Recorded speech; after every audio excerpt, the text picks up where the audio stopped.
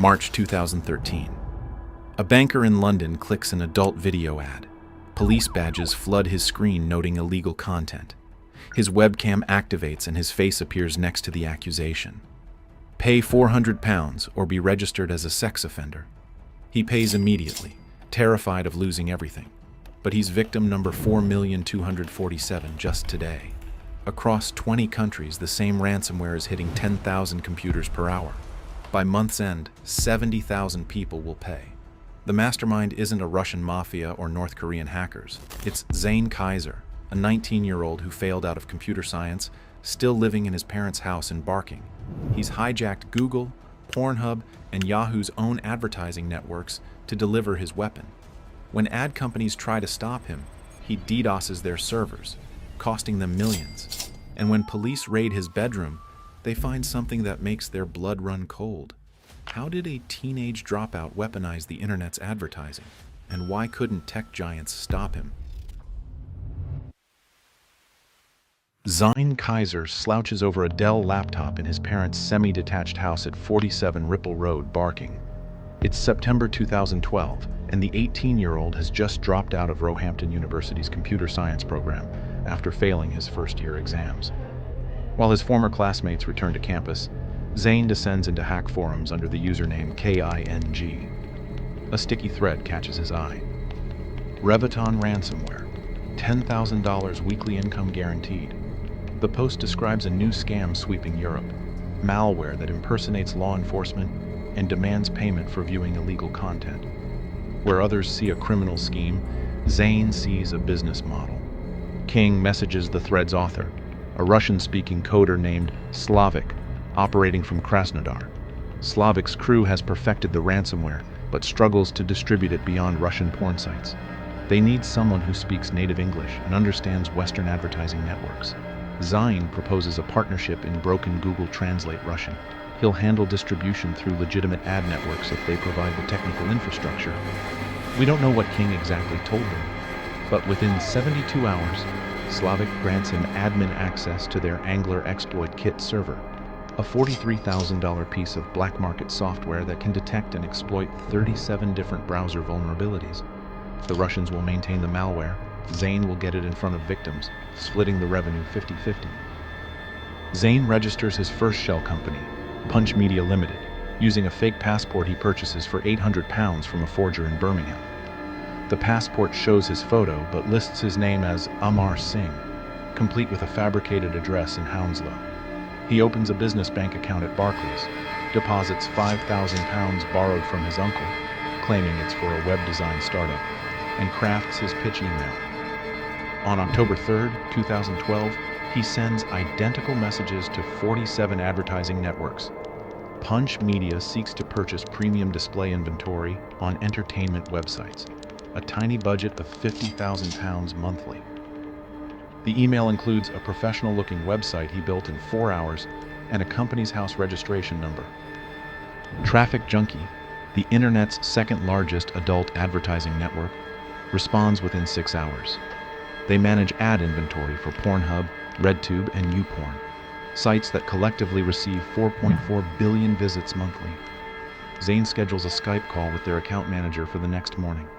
He practices his pitch, modulating his voice to sound older, rehearsing technical jargon he's memorized from advertising blogs. The call lasts 14 minutes and they approve his account on the spot. They even assign him a dedicated account representative and offer a 15% discount for prepaying. Zain wires £10,000 that afternoon. On October 17, 2012, Zain uploads his first malicious banner ad, a 728 by 90 pixel rectangle advertising free HD videos. The ad contains an invisible iframe with JavaScript that redirects users to the Angler server Slavik controls. He sets the campaign to run on Pornhub between midnight and 6 a.m. GMT, targeting users in the UK, USA, Canada, and Australia. Geographic targeting costs extra, but these countries have the highest payment rates. He allocates £500 for the first night, enough to display his ad 2 million times. His hands shake as he clicks Launch Campaign.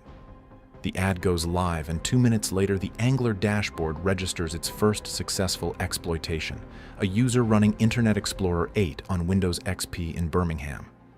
5 minutes later, that same user submits a Ucash payment for £400. Zain has earned £200 in 7 minutes. By sunrise, 1,847 users have encountered his ransomware, and 89 have paid. His cut was £17,800 for 6 hours of work. He messages Slavic, "We're going to be rich." But can a teenager really sustain this operation without attracting attention? And what happens when the ad networks discover what he's really selling? Speaking of discovering what's really valuable, Zain failed out of computer science after 1 year. But here's the thing. He didn't fail because coding was too hard. He failed because traditional computer science programs are boring as hell, and bored learners quit. Because while legitimate coders are building careers, he's about to learn that ad networks have fraud detection systems specifically designed to catch operations like his. The money flows faster than Zain can launder it. By December 2012, his Angler dashboard shows 400,000 successful infections across 20 countries. Payment conversion hovers at 4.8%, astronomical for any online business. The ransomware adapts like a chameleon. Americans see FBI badges and demands for money pack payments. Germans face BKA warnings requiring PaySafe card. Japanese victims encounter National Police Agency logos requesting BitCash. Each localized version uses that country's actual criminal code citations, court case numbers, even the names of real judges. Slavic's programmers scraped this information from government websites, making the threats terrifyingly authentic. One version targeting France includes a fake timer counting down to automatic prosecution, a psychological trigger that increases payment rates by 31%. The technical precision is surgical. When users land on Pornhub at 1 a.m., Zain's invisible iframe loads faster than the actual video content, 43 milliseconds on average. The Angler kit probes their system like a doctor checking vital signs, browser version, installed plugins, operating system patches. It maintains a database of 1,200 known vulnerabilities, updated daily by Slavic's team who reverse engineer Microsoft and Adobe security bulletins. If Angler detects a vulnerable Flash Player version, it deploys an exploit. The victim never sees this happening. Their screen simply freezes, then fills with the ransomware's accusation. The webcam activation isn't real, just a static image, but victims don't know that. Traffic Junkie notices anomalies by January 2013. Their fraud detection system flags Punch Media's campaigns for irregular user behavior. Specifically, users who click ads but never return to the original website. Their team emails Zain requesting clarification. He responds within minutes with a 2,000-word explanation about brand awareness campaigns and upper funnel marketing strategies, drowning in advertising buzzwords he's learned from Marketing Week articles.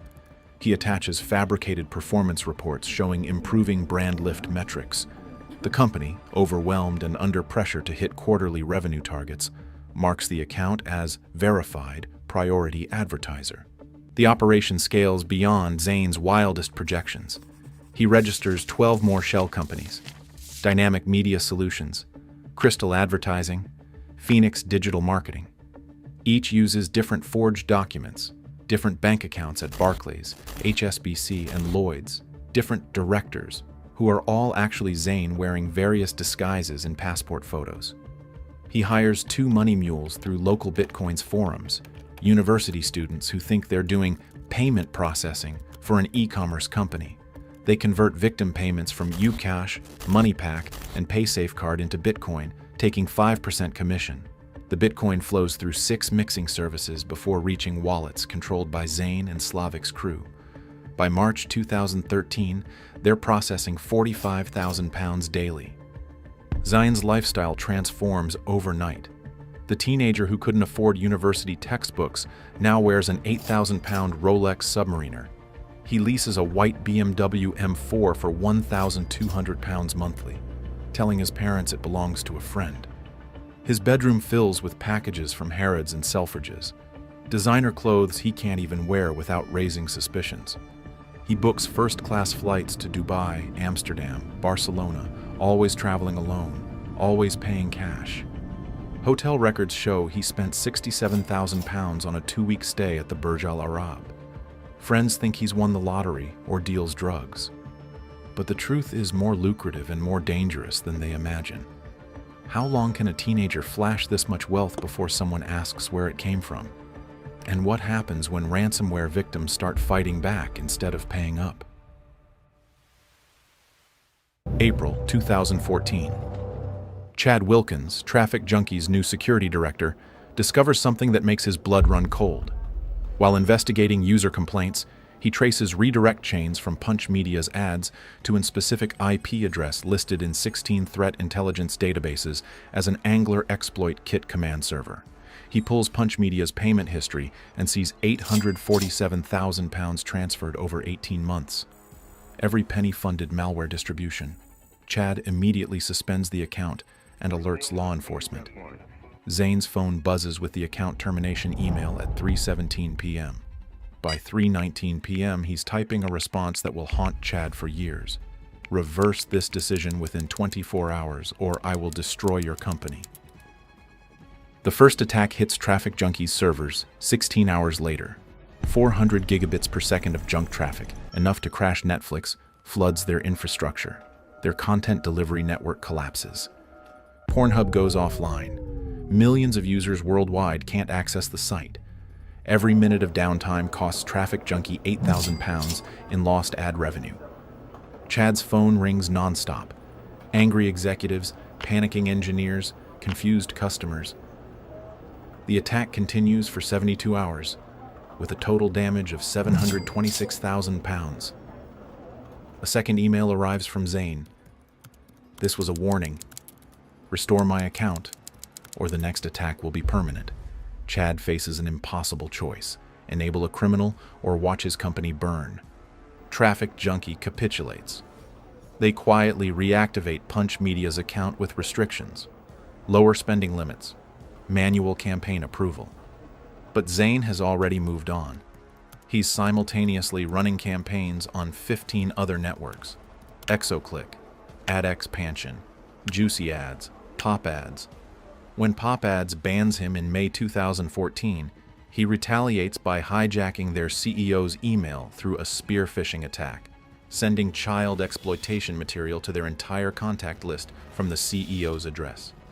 The CEO, Marcus Webb, receives death threats from his own business partners who think he's a pedophile. His reputation never fully recovers. When Ad Expansion blocks Zain's campaigns, he exploits an SQL injection vulnerability in their billing system, stealing credit card details for 50,000 advertisers. He doesn't use the cards, just sends screenshots to Ad Expansion's board of directors with a threat.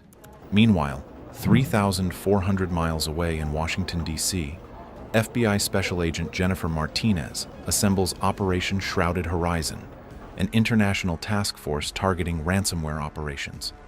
Her team includes investigators from the Secret Service, DEA, Tracking Money Flows, Europol, and crucially, Britain's National Crime Agency. They've been monitoring Russian language forums where Slavic's crew operates. In March 2014, they arrest Slavic's cousin in Miami carrying a laptop with Angler source code. Under interrogation, he reveals communication logs with someone called King, a native English speaker who handles Western territories. The logs include cryptocurrency wallet addresses that blockchain analysis links to UK-based exchange accounts. The NCA's cybercrime unit takes over the UK investigation. Detective Inspector Paul Stevens obtains surveillance warrants for cryptocurrency exchanges, revealing account holder Amar Singh, whose IP address traces to 47 Ripple Road, Barking. Physical surveillance begins April 28, 2014. Agents photograph Zain entering and leaving the house, matching his face to passport applications for both Zain Qaiser and Amar Singh. They intercept his mobile phone metadata, showing calls to known money launderers and dark web vendors. On May 15, 2014, undercover officers posing as wealthy criminals approach Zain at a Bitcoin ATM in Shoreditch, offering to buy £100,000 in cryptocurrency. He agrees without hesitation, providing bank details for wire transfers. The trap is set. July 9, 2014, 4:47 a.m. Zain wakes to his bedroom door exploding off its hinges. 8 NCA officers storm in, securing him before he can reach his laptop. Detective Stevens finds the MacBook Pro still logged in. A miracle, since Zain configured it to auto-encrypt after 60 seconds of inactivity. The screen shows 3 windows.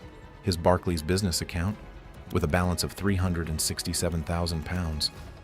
A Bitcoin exchange, 427 BTC, worth £170,000 in 2014, but 42 million on 2025, and most damning, an admin panel for Dynamic Media Solutions logged into Traffic Junkie. They arrest him for fraud, money laundering, and Computer Misuse Act violations. In the police car, Zain makes one request. Can you tell my parents I've been selling drugs instead? But why would hardened investigators let a 20-year-old cyber criminal make any requests at all? And how does someone caught red-handed still manage to evade justice for 4 more years? The MacBook Pro becomes a battlefield. NCA forensic analyst discovers Zain has configured the laptop like a Russian nesting doll of encryption.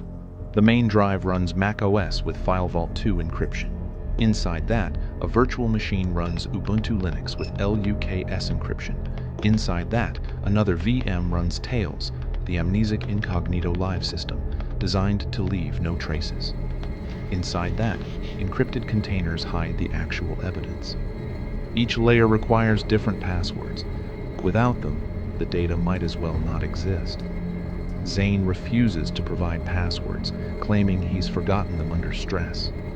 UK law allows authorities to imprison suspects who won't decrypt devices, but Zain's lawyer argues his client has autism spectrum disorder and genuinely can't remember complex passwords during anxiety episodes. While forensics struggle with the laptop, Zain posts £50,000 bail and returns home on strict conditions: no internet access, daily police station check-ins, and surrendered passport. He immediately violates these terms. Using a hidden phone he purchased before arrest, he contacts Slavic through Telegram. Compromised. Delete everything. Slavic's crew shuts down their entire operation, destroying servers in Russia, Romania, and Netherlands. They've made £12 million. Time to disappear.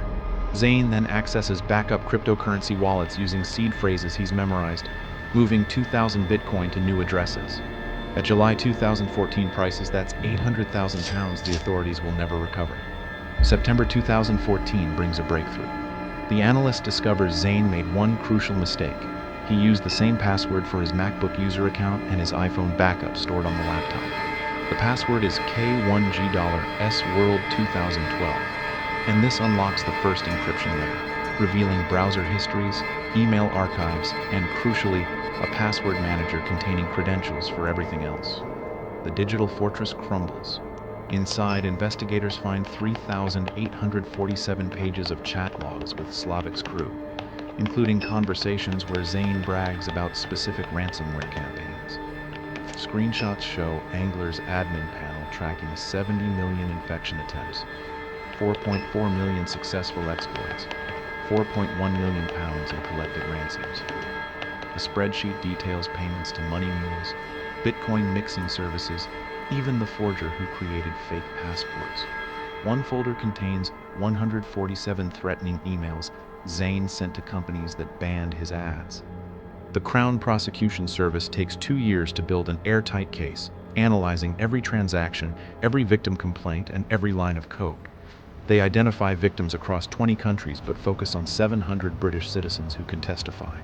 The charges filed in 2017 include 11 counts: blackmail, fraud by false representation, money laundering, converting criminal property, unauthorized computer access, impairing computer operation, possession of articles for fraud, threatening to destroy property, and making threats to kill. The maximum sentence, if convicted on all counts, is 45 years. Zain's trial is scheduled for February 2018. Then Zain plays his final card. Days before trial, he attempts suicide by overdose and is admitted to Goodmayes Hospital's psychiatric unit. Psychiatrists diagnose him with severe depression, anxiety, and autism spectrum disorder. The trial is postponed. While supposedly receiving treatment, staff catch Zain using the hospital's patient computer lab to access local bitcoins through Tor, attempting to sell £300,000 in cryptocurrency. He's also messaging someone in Pakistan about purchasing diplomatic immunity through a Caribbean island nation selling citizenships.